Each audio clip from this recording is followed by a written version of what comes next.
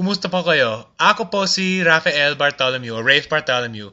Ako ang manunulat ng Pacific Rims, yung libro tungkol sa basketball sa Pilipinas. At pasensya na po kayo kasi nasa bahay lang ako, pambahay ang damit ko at ginagamit ko lang ang webcam para makuha ang video ito.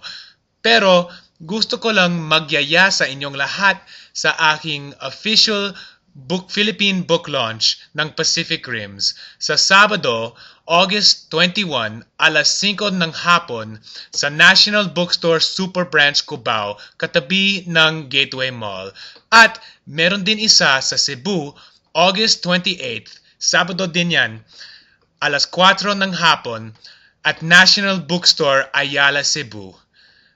Kaya sana'y kukunin ninyo ang kopya o siguro mga ilang kopya ng ng aking libro at kita tayo doon sa Cubao o sa Cebu o kahit saan sa Pilipinas. Maraming salamat po.